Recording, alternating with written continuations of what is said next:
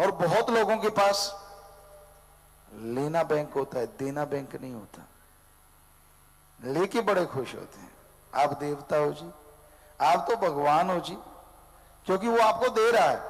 और जब उसके वापस देने पड़े, हालांकि कुछ गलत नहीं किया उस आदमी ने, आपको पैसे दिए हैं, आपकी भीड़ में आपका साथ दिया है, पर उस समय वही आदमी जो आपको देवता लग रहा था, भगवान लग रहा था, राक्षस जैसा लगता है। यार ये बार बार क्यों मांगता है, ये तो बिल्कुल ही बेवकूफ है। क्यों भाई, जिसने आपको दिया, आपका फर्ज है उसका, आप कर्जदार हैं, तो दीनता नम्रता तो रखो, कम से कम मिठास तो रखो। और सत्संगी हैं तो आपका फर्ज है, 6 महीने का टाइम लिया तो 5 महीने में उसे लौटा दो। फिर तो है मजा कि हाँ भाई आपने वायदा लिया था 6 महीने का, और 5 महीने बाद उसका पैसा उसके घर दे के आओ, तो है खुशी की बात। वो आपके घर के चक्कर लगाता रहे, ये तो फिर गलत बात है। ये तो सत्संगी वाली बात तो हो ही नहीं। उधार लेते हो, पहले 3 की जगह 5 महीने ले लो समय। और जो किसी का काज संवारते हो, आप अच्छे पैसे वाले हो, आप किसी को कर्जा देते हो, एक तो लेने वाला हो गया, अब देने वाले की बात।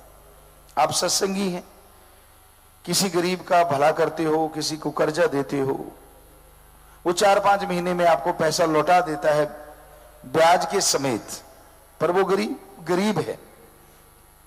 ब्याज रखो जरूर कि भाई रुपया सैकड़ा 2 रुपए सैकड़े मैं लूंगा, लेकिन जब वो लौटाने आए और सही टाइम पे आपको देने लगे तो उसका ब्याज वापस कर दो। ये है इंसानियत, ये है मानवता। और यकीन मानो, मालिक आपको ऐसा ब्याज देगा जिसकी आपने कल्पना नहीं की होगी, ऐसी खुशियां, ऐसे नजारे बख्शेगा। तो ये तो है सत्संगियों का कर्तव्य, इंसानियत का कर्तव्य।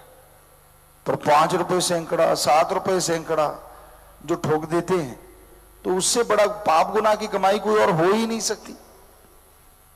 इसे कहते हैं पाप, इसे कहते हैं गुनाह। तो ऐसे कर्म मत करो। भीड़ में किसी का साथ देना ये इंसानियत है। भीड़ में किसी का नाजायज फायदा उठाना, कि किसी की कोई विपदा आ गई, भीड़ आ गई, तो उसका नाजायज फायदा उठाना, इसी को कहते मानव गिद्ध। आप मानव नहीं हैं, आप गिद्ध हैं जो मुर्दार पशुओं का मांस नोचती है। तो आप भी तो ऐसे ही कर रहे हैं, किसी को मजबूरी में देख के उसका फायदा उठा रहे हैं। ऐसा ना किया करो। ऐसा गलत कर्म कभी लाइफ में, जिंदगी में करना ही नहीं चाहिए। बल्कि भला करो, ईश्वर का नाम जपो, और ईश्वर से, जैसे आपको बोला, ईश्वर की प्रजा का भला मांगो तो मालिक आपका भला अवश्य करेंगे।